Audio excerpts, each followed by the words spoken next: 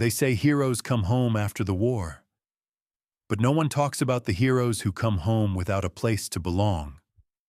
This is the story of a German shepherd trained to save lives on the battlefield and sentenced to death the moment he was no longer useful, labeled dangerous, locked away, forgotten by the same system that once depended on him, until one man, an ex-Marine, saw something everyone else missed.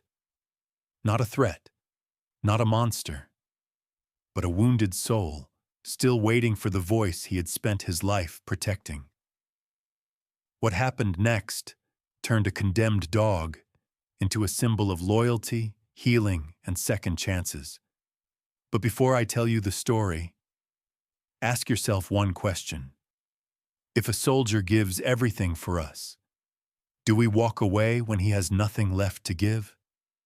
If your answer is no, then stay with me. And if you believe every life deserves a second chance, hit the subscribe button so we can bring more stories that the world forgets, but the heart remembers. Thank you for being here. Now, let me show you what really happened. The wind came hard off the Front Range, sweeping down over the tan hills outside Mountain Creek and carrying the first bite of early autumn. The sky was a dull sheet of steel in the morning, and the cottonwoods along the roadside shivered as if trying to hold on to the last memory of summer. Out here, the seasons didn't ease their way in. They arrived like a knock you felt in the bones. The scent of hay, diesel, and cold riverstone traveled with the wind, reminding anyone who stepped outside that Colorado did not negotiate with comfort. It demanded sturdiness, or it sent you packing. Mountain Creek was a small town where reputations traveled faster than mail, and where a stranger could be judged 3 times before he finished a cup of coffee.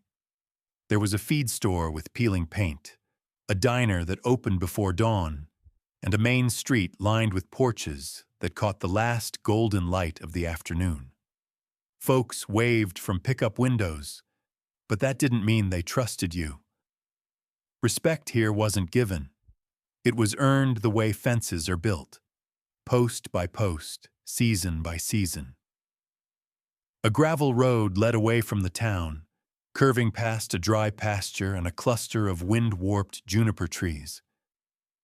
At the end of that road stood a metal and timber building with a hand-painted sign, Mountain Creek Working Dog Refuge.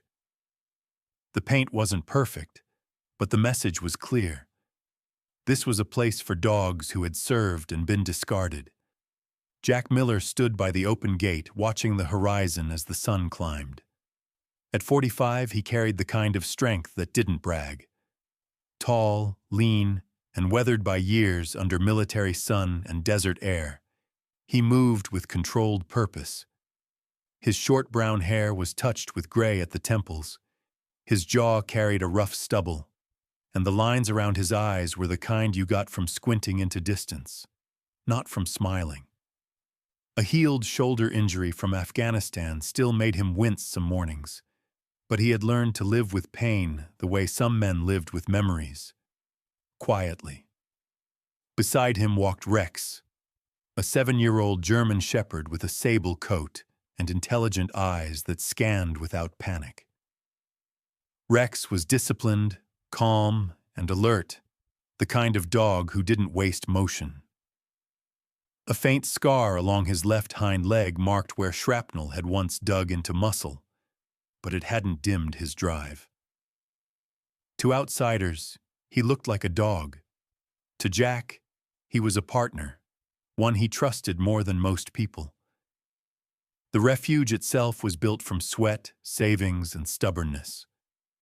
The kennels were clean, with raised beds Jack had crafted from planed pallets, and toys made from worn-out fire hose donated by the local volunteer fire crew. Behind the main building stretched a fenced training field with platforms, ramps, and tunnels Jack spent weeks constructing by hand. Every dog that arrived was logged in a binder, feeding time, trauma signs, progress notes. It wasn't charity. It was a mission. Mountain Creek didn't quite know what to make of Jack's mission. At the diner, Sarah Green, late 30s, tall, slim, long black hair in a braid, freckles across her cheekbones, kept a pot of coffee warm for him without asking. Sarah had a way of moving fast without ever seeming rushed, and a way of talking that made people confess things they hadn't planned to share. Jack liked her because she didn't ask for stories he wasn't ready to tell. Across the street was Mike Donnelly, owner of the hardware store, thick-armed, gray-mustached, built like a man who had spent half his life lifting things nobody else wanted to. Mike believed Jack's refuge was good work, but hell on the wallet, and had once slipped in extra fence rolls without calling it charity. That was how men like him offered help, quietly, like stacking lumber. Then there was Becky Larson, the neighbor who posted rodeo flyers on Jack's fence that morning. Early 40s, cheerful eyes, jeans and a quilted vest, voice warm but practical. The kind of woman who raised 3 kids and still found time to worry about strays. She liked dogs, liked Jack's effort, and liked that Rex never barked at her kids. "Wind's mean today," she said, breath fogging in the air. "Keeps people honest," Jack replied. Becky chuckled. "Or keeps them indoors." Rex sat beside him, tail tapping once in polite greeting. Becky waved and walked back to town. Inside the refuge, Jack checked the quiet kennel, the one he reserved for dogs who came in scared or broken. Thick blanket. Water bowl placed where a dog wouldn't have to turn its back. A durable chew toy in the corner. Light, but not exposure. He wasn't preparing for a monster. He was preparing for someone in pain. By mid-morning, the world had brightened into a hard blue dome, and dust lifted off the road. Jack heard the vehicle before he saw it. A diesel engine working against the grade. A government white truck with a cage module in the back. 2 men stepped out. Jackets, badges, efficiency. The older one had clipped gray hair, a long face, and the expression of someone who disliked weather and people equally. The younger one looked uncertain, hands fidgeting with his belt, like he was still deciding whether this job made him proud or sick. The older man spoke first. "Miller, we called ahead." "You did," Jack answered. "Dog's name is Shadow. Male. 4 years. Classified aggressive and non-compliant. Marked for disposal if this placement fails." The younger handler winced at the word disposal. Jack didn't. He signed the paperwork, but his eyes were fixed on the cage. Inside, something moved. Not a lunge, not a shake, but a controlled shift, like someone adjusting armor around a wound. When the cage door opened, the dog stepped forward into the light. A large German shepherd, black and tan coat, thick but dull from stress. 90 pounds of contained muscle, with a healed nick on the right ear and a faint scar across the nose where a muzzle had rubbed raw. His eyes were the deep brown of old earth, watchful, calculating, not feral but waiting. There was no growl, no snap, just stillness held too tightly.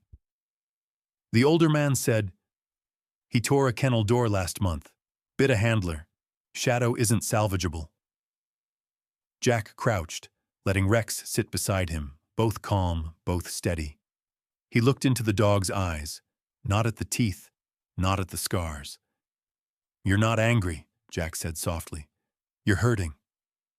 For a few seconds, the dog didn't blink.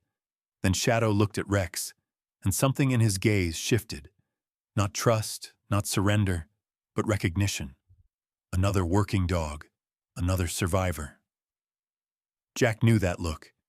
It was the look of someone who had lost their purpose, not their mind. He stood, nodded once, and stepped back toward the open kennel he'd prepared. The wind shifted. The cage rattled.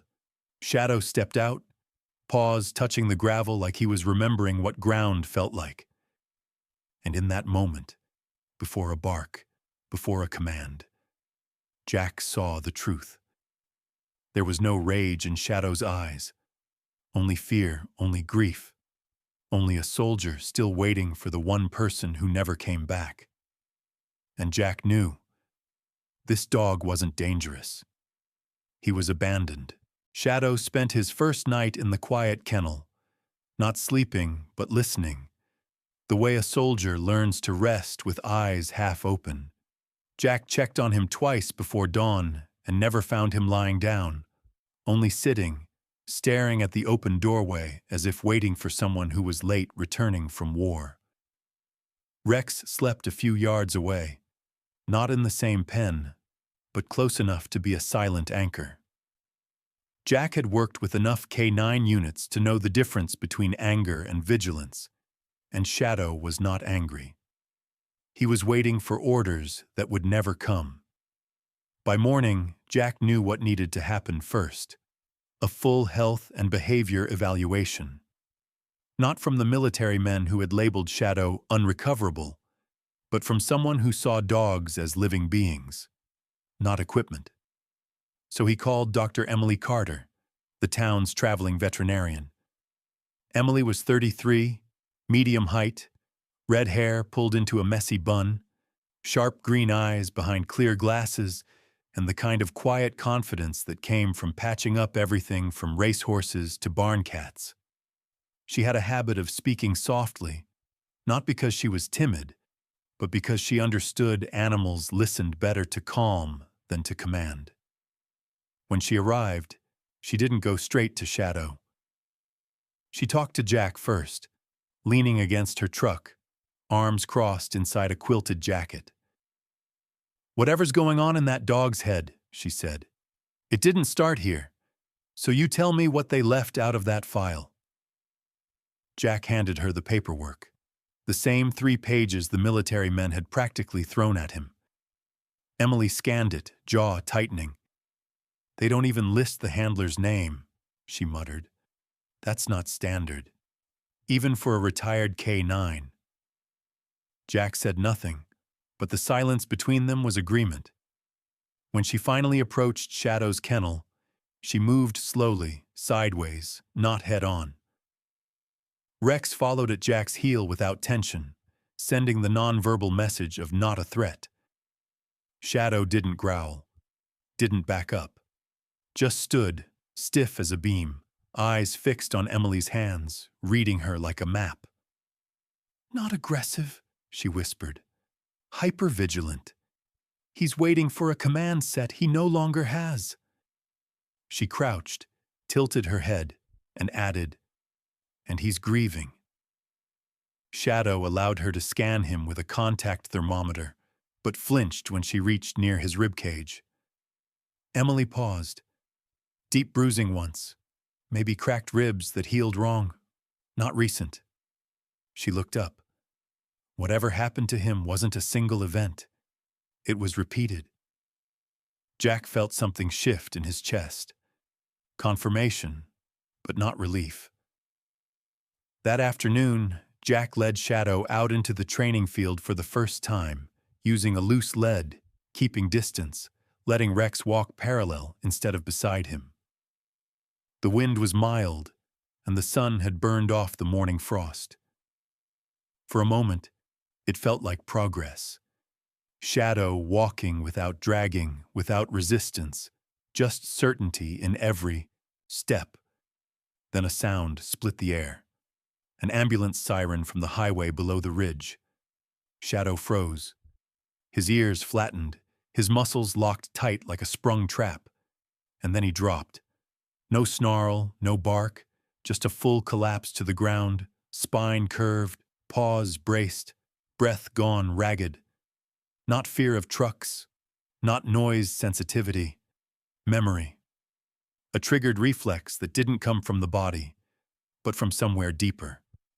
Where instinct and trauma blur, Rex didn't approach. He lay down beside him, not touching, just mirroring the posture.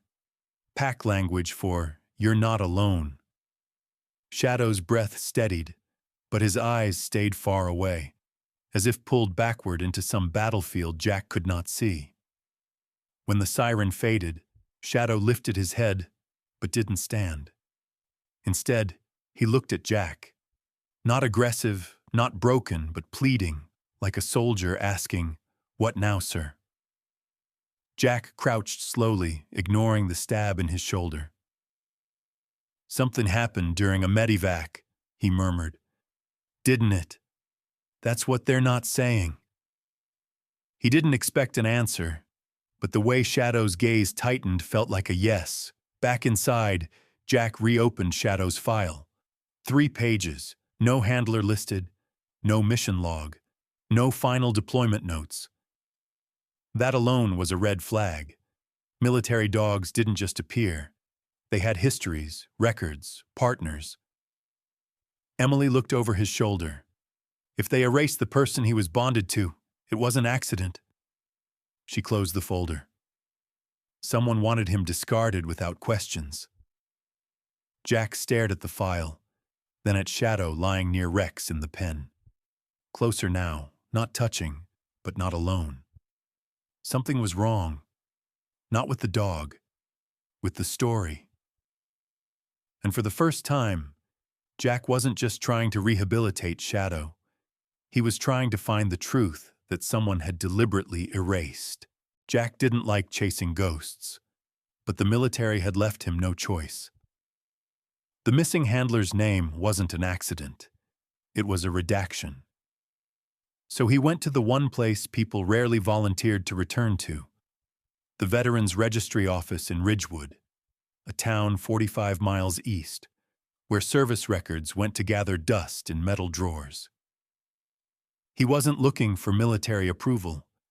He was looking for the one person who might still tell the truth. The clerk on duty was a man named Harris Lowell, mid-50s, thinning blonde hair combed back with too much effort, a mustache that tried to look authoritative but mostly looked tired. He spoke with the flat rhythm of someone who had worked the same desk for too many years, and his patience was measured in paper, not people. When Jack mentioned Shadow's service number, Harris glanced up just once with a flicker of something like recognition, and then he closed the folder too quickly. "That dog's unit isn't active anymore," he said. "Best let it go." Jack didn't move. "I'm not here to let anything go." A long silence followed, the kind that tightens the room instead of filling it. Then Harris exhaled, cracked knuckles, and pushed a single sticky note across the desk. No name. Just a rural address and the words, "Don't say who sent you." That was all Jack needed. Some truths didn't wait inside offices. They waited in places where people hid from them. The address led him into foothill country, where pine trees crowded the road, and the world felt quieter than a man should be left alone in. The cabin looked abandoned until a shadow moved behind the window. Jack knocked once, no answer, then again, and the door opened just far enough to reveal a pair of sharp, cautious eyes. The man behind the door was Ethan Cole, early 40s, tall but gaunt in the way people become when medical bills replace meals. His beard was untrimmed, black streaked with gray, and his left leg was braced from thigh to ankle, metal hinges showing where the jeans were cut open. A blast injury. Jack recognized the pattern before Ethan said a word. "You're here about the dog," Ethan said. Not a question, a sentence carved from exhaustion. Jack nodded. "Shadow." The door opened wider. Ethan moved slowly, stiffly, like a man who had spent more hours in silence than sleep. Inside, the cabin was clean but stripped down. No framed photos, no military flags, just books stacked like walls and a wood stove burning low. Ethan sat, leaning his weight off the damaged leg. "I didn't think anyone would come for him," he said. "Not after what they wrote in the report." Jack waited, respectfully, the kind of silence soldiers give each other when words cost something. Ethan rubbed his jaw, eyes dimmed by memory more than pain. Shadow wasn't dangerous. He was loyal. Too loyal. He leaned forward. You know how some dogs listen to every command, and some listen to one voice? Shadow was the second kind. He wasn't a unit dog. He was my dog. That single sentence changed everything. Ethan told the story slowly, as if every detail had weight. 2 years earlier, in Kandahar province, an IED buried under rubble had detonated during a building sweep. Shadow had sensed it seconds before it blew and shoved Ethan backward, taking the worst of the blast in the process. It saved Ethan's life, but left Shadow with internal trauma, bruised ribs, and more importantly, guilt burned into instinct. But the story didn't end there. A second ambush happened 3 weeks later. Ethan was hit this time, shrapnel to the leg, pinned under collapsed concrete, and Shadow fought to reach him, but couldn't. Backup came late. Ethan survived. His leg didn't. That's when they labeled him unstable, Ethan said. But he wasn't unstable. He was grieving. He thought he failed. He swallowed, voice rough. And when I was medically discharged, command told me he'd be reassigned. They didn't tell me they were going to throw him away. Jack felt something cold move through him. Not anger, but recognition. He had seen men blamed for wounds they couldn't prevent. He asked, "Why didn't you go after him?" Ethan stared at the brace on his leg. Because by the time I heard the truth, I couldn't even walk to the mailbox, and I didn't think I deserved him back. That was the wound that didn't speak. Not the broken bone, not the missing handler file, but the belief that love had turned into failure. Jack stood. He doesn't need to go back, he said. He just needs to know he wasn't abandoned.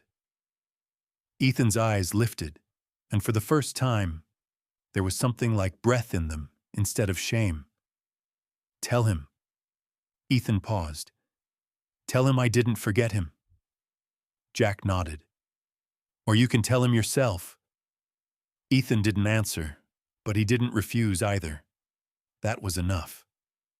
When Jack returned to Mountain Creek, the sky was already turning copper with evening light.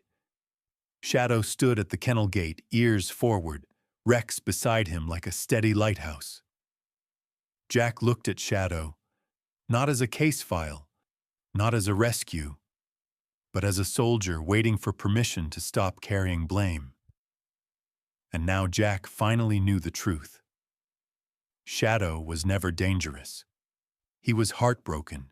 Jack had barely returned from Ethan's cabin when a black SUV rolled up the gravel road like a quiet threat. No markings, no insignia, just government tint and tires that didn't pick up dust. 2 men stepped out, different from the delivery crew who'd brought Shadow. These weren't handlers. They were enforcers, the kind who spoke in policy and paperwork, not compassion. The older one introduced himself as Major Collins, mid-50s, clean-shaven, square jaw, dark uniform tailored to authority. His eyes never blinked unless they needed to. The other was Agent Miller, no relation to Jack. Shorter, early 30s, brown buzz cut, face too smooth for the weight he carried, like someone trained to follow rules, but not question them. They showed Jack a printed notice stamped in red. Order to terminate, K977 Shadow, liability risk. Jack didn't take the paper. Shadow isn't a risk, he's recovering. Collins replied in a tone that had ended thousands of arguments. Decision is final. He will be collected within 72 hours. Refusal to comply qualifies as obstruction of federal protocol. Rex stood behind Jack, silent but alert. Shadow watched from the kennel, ears forward, the tension in his body reading the way animals read danger before humans do. Jack felt the anger rise, not as rage but as clarity. "The only danger here," he said, "is people who'd rather destroy what they don't understand than admit they failed it." Collins didn't react. Bureaucracy didn't feel insult. It just waited to file paperwork. "You have until Friday." Then they left, not even glancing at the animals they had sentenced. Jack didn't waste time being stunned. He called Emily first. She drove in within an hour, hair still tied loosely from a half-finished appointment. "They can't do this," she said, but the way she said it meant she already knew they could. Jack nodded. "Unless we make it cost them more than they expect." That night, Jack set up a tripod camera beside the training field. He filmed Shadow eating from Jack's hand, accepting commands, responding to Rex with calm body language. He filmed the moment Shadow hesitated at a sudden noise, but recovered, looked to Jack for guidance, and continued. No aggression, no unpredictability, just a wounded soldier learning trust again. Emily suggested adding narration, but Jack refused. "The world doesn't need my voice," he said. "It needs to see his." He uploaded the first video to a small veteran support forum, then another on a retired K9 handler page, then a third to a public channel he never used, and that was the one people found. Comments started slow, then fast, then unstoppable. "My old unit dog was almost put down for the same reason. Thank you for fighting. I served with a dog like him. They don't lose control. They lose purpose. Where can we donate? Where can we sign?" Within 2 days, the video passed 50,000 views. A retired Marine named Derek Shaw, big man, shaved head, tattooed forearms, known online for exposing veteran mistreatment, shared it to his channel of 3 million followers. His caption: "They trained him, used him, abandoned him. Now they want him dead. Not on our watch." That was the match to the gasoline. Emily received calls from animal welfare groups.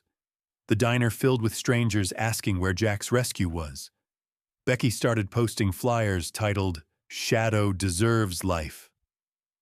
Mike added a donation jar to his counter. No label, just a picture of Shadow with the words, "He served too."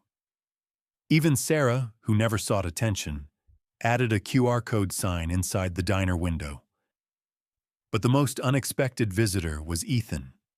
He arrived in a taxi, walking stiffly with a cane, leg brace still locked, but fire back in his eyes. "If they're going to kill him," he said, "they're going to do it standing in front of both of us." Shadow saw him, froze, then let out a low, almost broken sound. Not a bark, not a growl. Recognition. Ethan lowered himself slowly to the ground, ignoring pain. Shadow stepped forward until his head rested against Ethan's chest. It wasn't dramatic. It was quiet and real, and enough to break whatever defense Jack still had against fury. Jack looked around, at the growing crowd, the phones recording, the people ready to fight, the dog finally breathing like something alive again, and he knew there was no going back. The system wanted Shadow erased. But now the world was watching. The 72-hour deadline came and went, but the men in black SUVs never returned. They didn't need to. The internet had already turned the situation into something too visible to bury. News crews began showing up at the end of the gravel road, careful not to trespass, but eager to film the gate with Shadow's name handwritten on a wooden plank.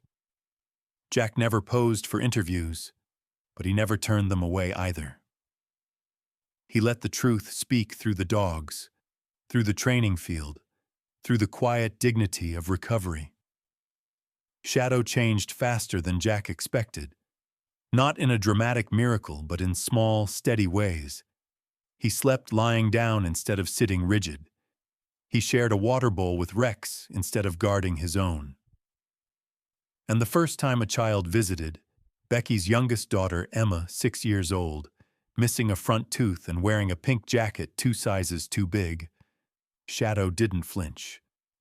He froze, studied, and then lowered his head to let her tiny hand touch the fur between his ears. No growl, no tension. Just a long, quiet exhale, like something inside him finally understood he was safe. That moment became another video, and that video spread even faster than the first. The comments weren't about pity anymore. They were about victory, about healing, resilience, loyalty, second chances. Donations followed, not just money, but crates, food, building supplies, volunteers. Veterans with PTSD began calling, asking if the refugee was only for dogs or for people like them too. Jack didn't have an answer at first, but Ethan did. Ethan returned 3 days a week, walking better now, using a carved wooden cane someone from town had gifted him. The shame that once weighed his voice had thinned into something steadier. Responsibility, not guilt. He helped build a second kennel row, painted signs, fed dogs that didn't yet trust anyone else. He talked to them the way a man talks to ghosts he isn't afraid of anymore. "I can't fix what happened over there," he told Jack once, "but I can fix what happens here." Emily expanded her visits into scheduled therapy rotations, not just for medical checks, but for behavior recovery. She brought a new assistant, Lily Gardner, a 26-year-old vet intern with curly brown hair tied in a loose ponytail, freckles, and a voice so soft it felt like moss. She wasn't confident with people yet, but dogs trusted her instantly, as if they sensed her gentleness before she spoke. She said little, worked hard, and kept a small notebook full of drawings of each dog's progress. The field behind the refuge grew busier, not with chaos, but with purpose. Veterans walking dogs, families adopting, locals dropping by with coffee and supplies. Even Sarah from the diner set up a folding table twice a week, handing out sandwiches, calling them fuel for fighters, 2-legged and 4-legged. She never asked Jack if he needed help. She just showed up, like a fact of weather. One afternoon, Derek Shaw, bigger in person than he looked on camera, arms inked with service emblems and fallen comrade initials, arrived unannounced and laid a check on Jack's workbench. "Build a therapy wing," he said. "Make this place what the rest of us never got." He didn't wait for thanks. He just walked over to Shadow, crouched, and looked into the dog's eyes long enough to say a silent oath. Jack wasn't a man who cried easily, but the weight of everything, the fight, the threat, the support, the quiet victories, hit him in a single truth. The refuge was no longer a shelter for broken dogs. It was becoming a place where broken soldiers, human and canine, came to remember they were still alive. Weeks later, the construction was done. The sign outside the gate changed. No longer Mountain Creek Working Dog Refuge. Now it read, "Valor Haven for those who served and still do when the opening day wasn't loud." No speeches, no ribbon cutting, just people walking, dogs running, and laughter in a field that used to be silent. Rex led the first charge into the tall grass, Shadow close behind him, no longer watching the sky for danger, just running because he finally could. Jack walked with Ethan, Emily, Lily, and half a dozen volunteers, watching the dogs stretch across the hill like a moving tide of muscle and freedom. Shadow didn't look back anymore. He wasn't waiting at a doorway. He wasn't listening for a voice that would never return. He was part of a pack again, part of something that wasn't measured in usefulness or obedience or record files. Just life, just belonging, just love. And in that field, under the Colorado sun, no one was abandoned anymore.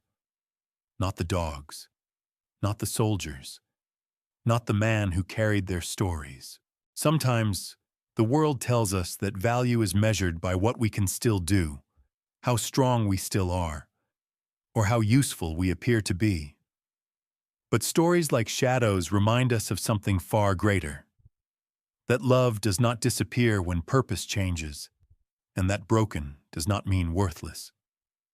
Many people live like Shadow once did, carrying wounds no one sees, waiting for a voice that never returns, believing they have been forgotten.